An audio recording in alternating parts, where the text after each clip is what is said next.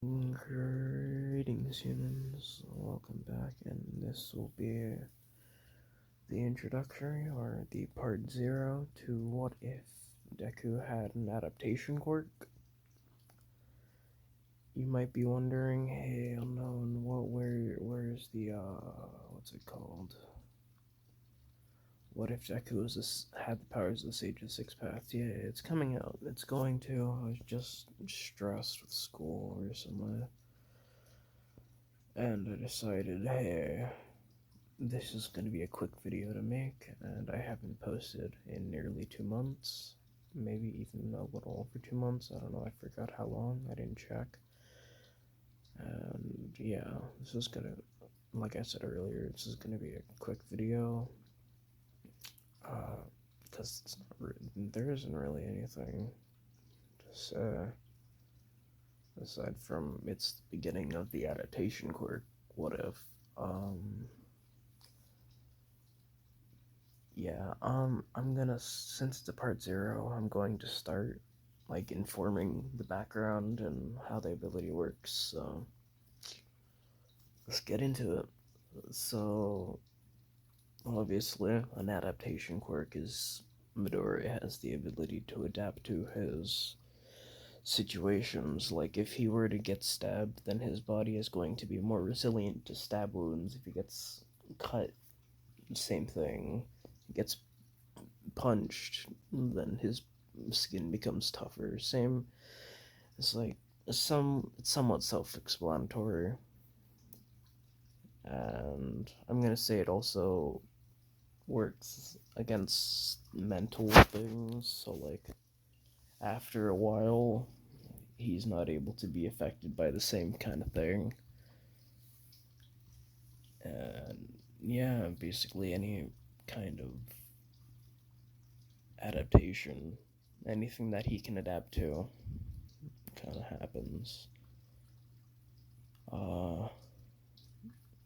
Yeah, I guess that's it. I don't really know. I guess I could start up a little bit of the what if. Whatever. Let's start with them. When I don't, okay, this is gonna be weird because I don't have a script made. I might not even make a script for this what if, to be honest. You know what? Yeah, I'm probably just not gonna make a script for this what if. So, our story begins with Midoriya, or begins in a society that has grown to know abilities known as quirks.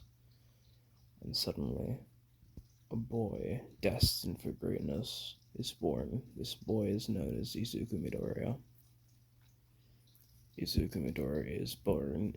Izuku Midoriya is born into, let's just say, an unfavorable kind of family. Unlike in canon, he's not going to have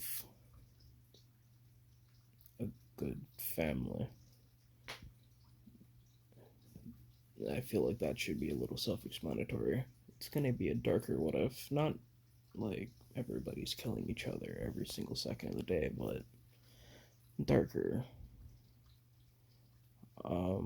So yeah, he's born into what is known as a dysfunctional family. His mother is completely fine for now until Midoriya becomes the age of 2 years old. Before developing his quirk, his father talks to his mother about divorce and moves out before she can even decide, throwing the papers onto the desk and leaving. It seems like he had already made the decision before anything, before her consent and anything. Inko Midori is extremely upset at this, and the divorce papers claim the reasoning. And on top of the divorce papers, Inko notices a note, a post-it note, that simply states, "The reason is for the kid. I didn't want him. He's not mine. He's not mine to deal with."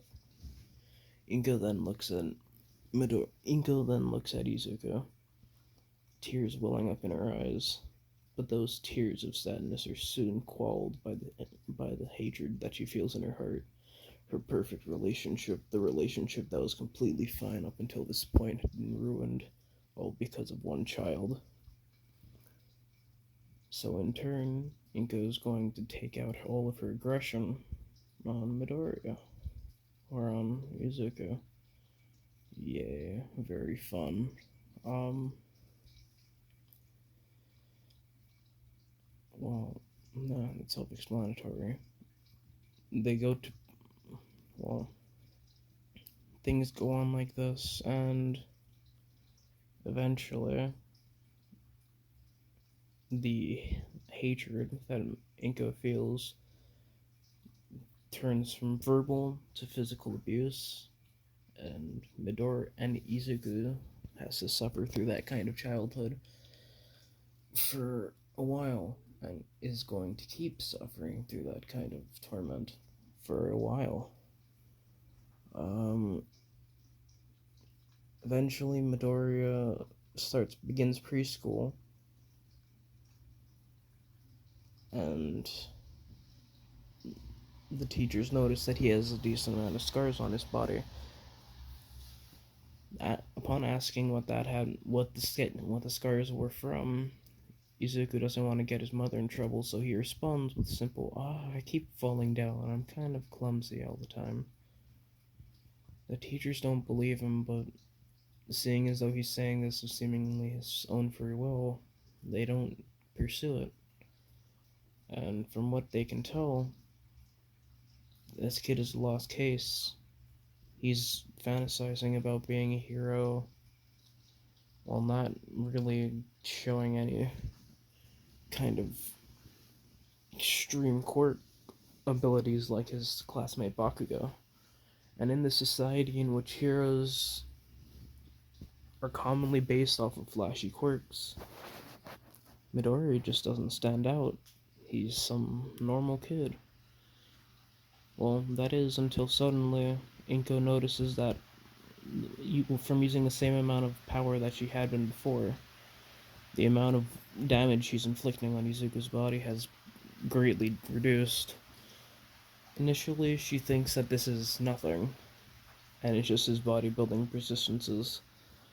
That is until Midoriya notices that he is getting physically stronger from all of his muscles being torn constantly from the constant beatings he's getting, and his body is regenerating at a faster rate than normal people would. Not by extreme means, but heightened, sure. Midoriya has obviously tried to do his best to live in this kind of society. He works out, even though he's still young.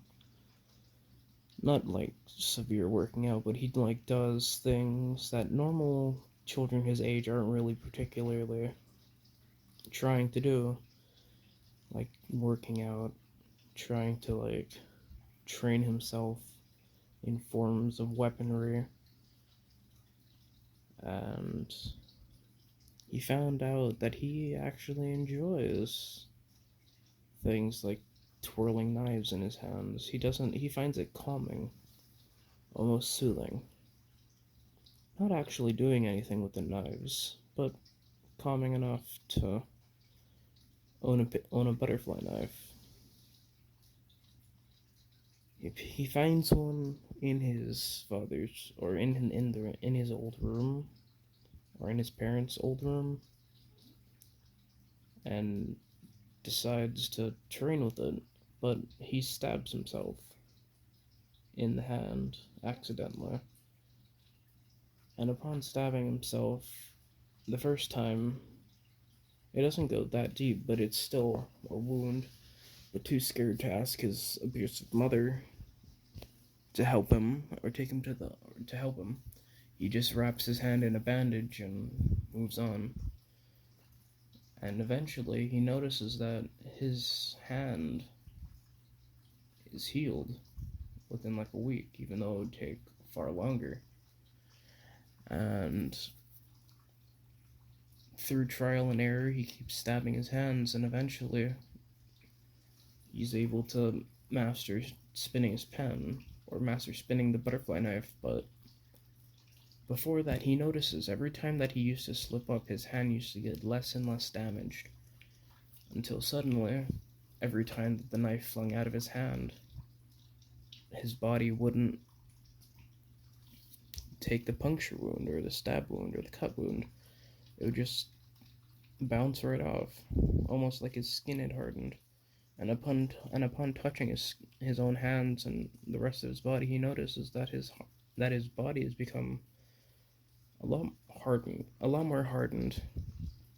Not to the point of Kirishima's hardening, but hard enough to warrant not being stabbed at that rate. Midoriya thinks that this is his quirk and believes that he's able to become a hero because of this quirk, but to know that he officially has one, he has to go see a doctor. And upon telling Inko that he wants, and upon telling his mother Inko that he wants to see a doctor, Inko refuses, not wanting to get in trouble for all of the wounds that she had inflicted on Midoriya, or on Izuku.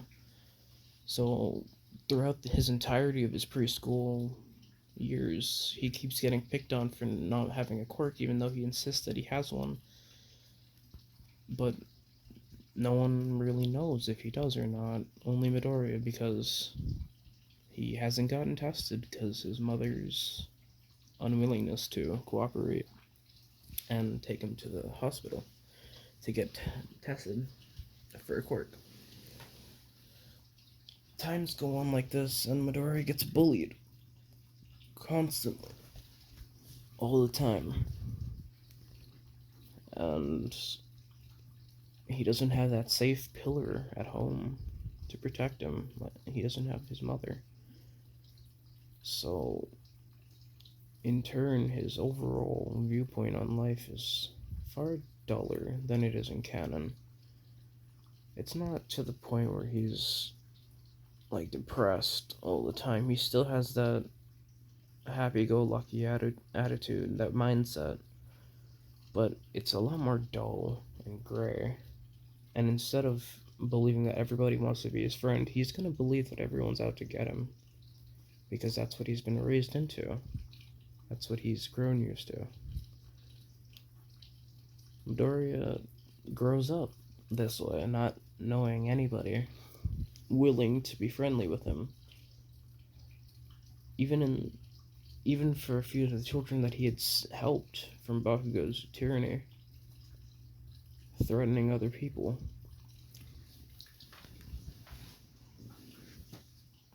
Even though Bakugo threatens other people and Midoriya helps, they don't treat him well. Nothing ever works. Everything Midoriya does, it just doesn't seem to affect anything positively in his life. And constantly getting bullied from Bakugo and his gang, until suddenly someone stands up for him, an unsuspecting face, an unsuspecting person. It was a teacher. This teacher is of unknown origin. This teacher has no relevance in the actual canon of the story, in the actual canon of My Hero, but this teacher will serve as a pillar for Midoriya, something that drives him down the path of good, knowing that someone, something, somewhere will believe in him, no matter how much, no matter what people say or do. Bakugo sees that Midoriya has a support pillar, and that same day, Bakugo walks up to Midoriya. "Hey nerd, I saw that you were talking to that teacher, and they weren't disgusted to be in your presence. What's that all about?" Midoriya responds shakily, knowing what's about to happen. I don't know what you're talking about. Just because I talk to someone doesn't mean that they don't hate me. Bakugo looks up at him, his Goonies smiling. Well, I can ensure that they don't hate you, but we sure do. And we can make sure that they'll never, ever want to talk to you again. Bakugo charges at Midoriya, throwing a heavy explosion that clips the bottom side of Midoriya's face. On the right, on the right side of his face, on the right side of his lower mouth, causing an extreme burn wound. Due to Bakugo not holding back on this explosion, and Midoriya having never sensed this kind of attack from Bakugo before, a large hole is opened up in Midoriya's face. The children behind Bakugo start wincing, looking away, not wanting to see the gruesome sight. Bakugo looks down at his hands, understanding the grisly act that he had just done. Bakugo slowly backs away from the now bleeding Midoriya, unconscious on the floor. What did I do? Bakugo runs and tells the teacher about what happened, but the school doesn't suspend him. The school doesn't ban him. Our school doesn't suspend him. The school doesn't do anything, because he's a strong student. He has the most potential. They can't do something like that to someone who's destined to be a hero. But sadly, Bakugo disagrees. Bakugo still wants to become a hero, but is no longer going to treat Midoriya as poorly as he did. He's still not going to like him, but he's going to leave him alone for the most part. Understanding what he did was wrong and not getting punished for it, he sees what's wrong in the hero society now, but knows that he can't do anything unless he's number one. So he's gonna try and be number one for a different reason. Not only for the power and the fame, but for being able to change things and make things right. Bakugo's Goonies don't think that Midoriya is anything, but they still don't believe that what Bakugo did was right. Bakugo feels tremendous guilt at this, as sirens wail in the background, taking Midoriya to the hospital. The issue is completely wiped from Bakugo's record. Nothing changes in the school. No one knows what happened except for Bakugo and his goons. Bakugo's goons agree not to say anything amongst each other, but Bakugo is more quiet in class. Bakugo doesn't talk to everybody. He doesn't brag about anything anymore. He's tame, constantly thinking about that one moment, the grisly sight of seeing Midoriya bleeding out from his mouth, completely scarred, not knowing what to do. Midoriya returns to class with some understanding of what happened, but the whole situation happened so fast that he hadn't known much else other than Bakugo attacked him. Midoriya doesn't want to say anything, fearing that he's going to get beat up yet again, but notices that there was a drastic change in Bakugo's attitude. People don't pick on him as much, mainly because Bakugo isn't doing it. And knowing that he has this huge scar, he wears a face covering now. Not a large one, because he can't afford it yet, and his mother refuses to buy it for him, but more of just a scarf, something to cover up the nasty wound, so that people won't stare at him. He also continues to wear long sleeves, pants, and due to his unfortunate situation,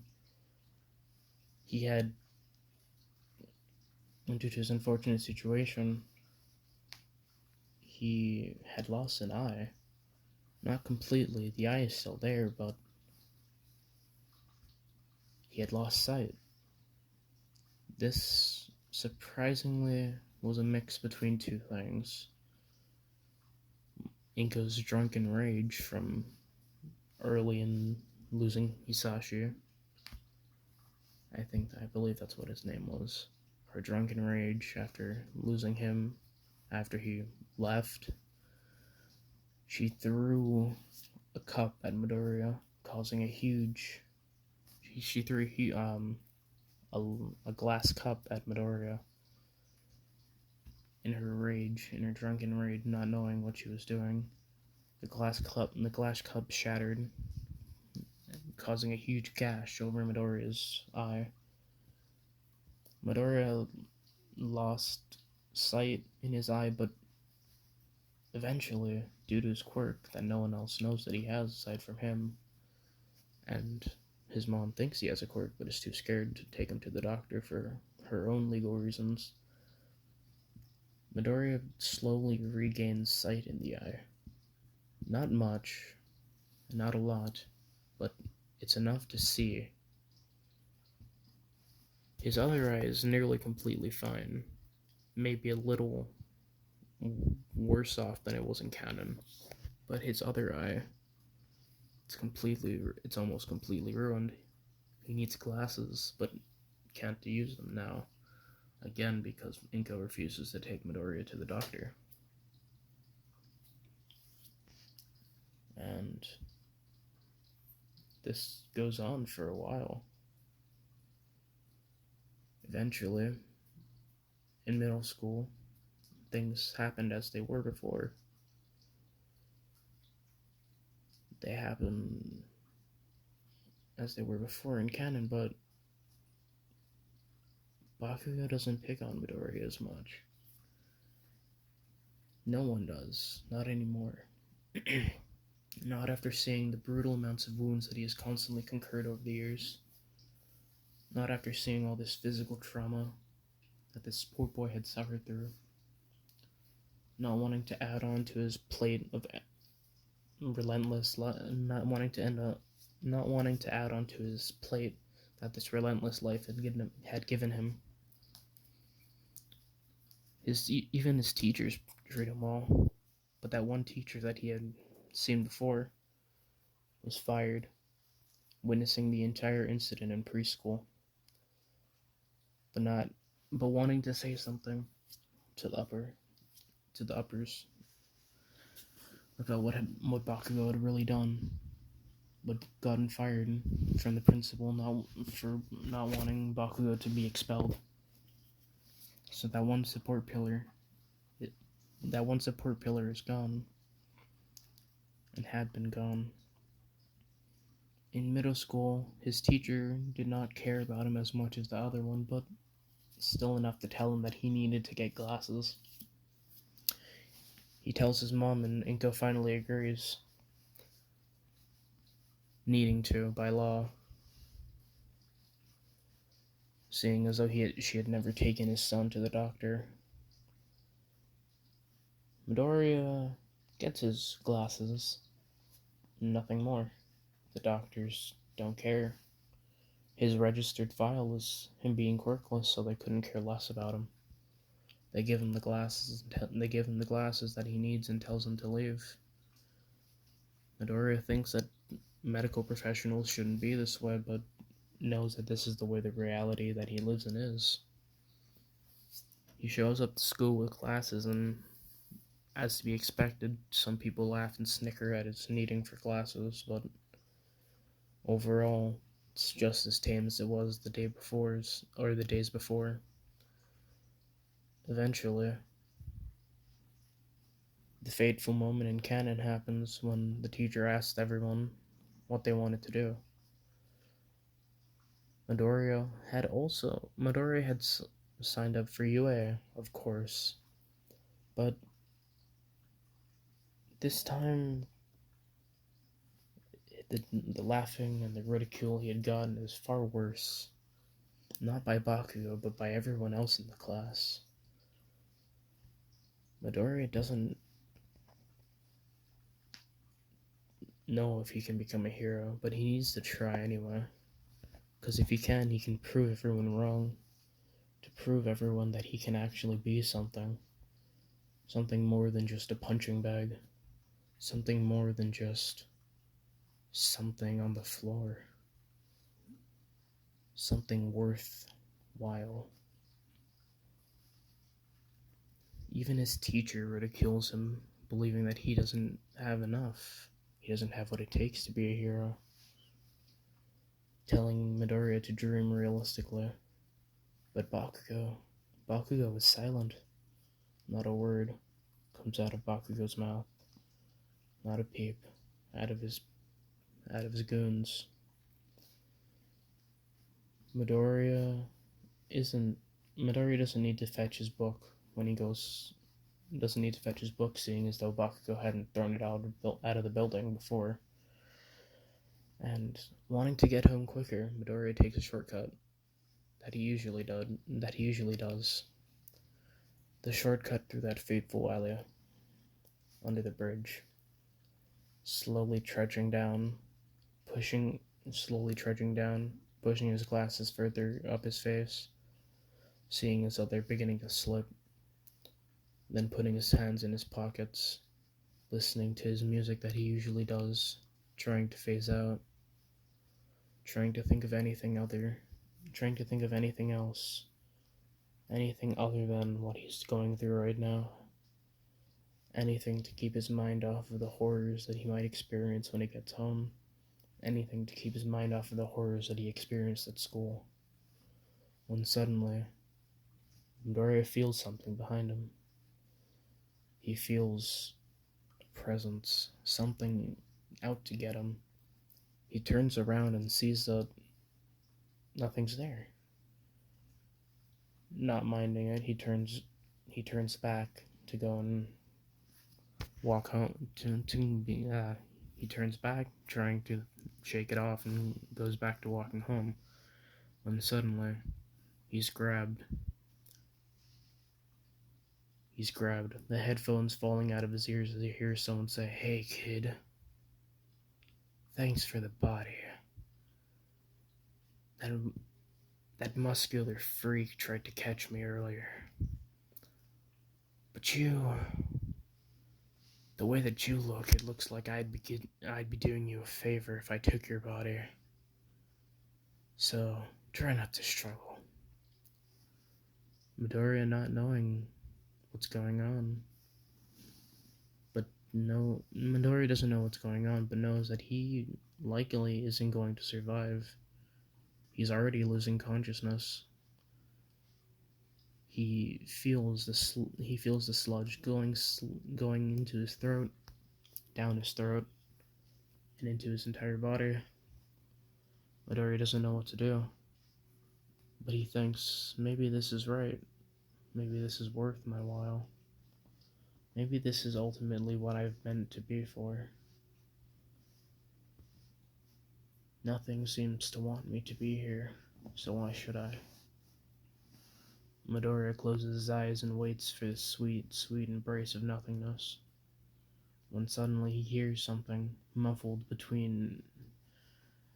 as he phases in between reality and his own unconscious mind, not knowing if this is his subconscious calling out to him, wanting him to keep going. But suddenly, after hearing this strange, muffled voice, a large gust of wind appears behind him, knocking him to the floor. As he slowly regains his consciousness, he finds a muscular man putting what looks like the sludge villain, into bottles. Midoriya doesn't know what this is, and getting used to what had just happened, getting nearly knocked unconscious and being unable to breathe, his quirk adapts, allowing his lungs to intake more oxygen and need less oxygen for the rest of his body, and waking up from his conscious state relatively easily after being knocked unconscious so many times before. He gets up, still groggy from nearly dying, and looks up at the man He thanks him, and as that man turns around, he smiles. And that's it for part 0. Yeah, it's not really a cliffhanger, but cliffhanger-ish, I guess. And this video is a lot longer than I had thought it was gonna be. I guess that's what happens if I ramble. Well, thanks for staying till this point in the video. I didn't really get to explain everything that I really wanted to, but things will come up as the story goes on. The Sage of Six Paths What If still going on. I'm just tired all the time now. And yeah, make sure to like, subscribe if you like it.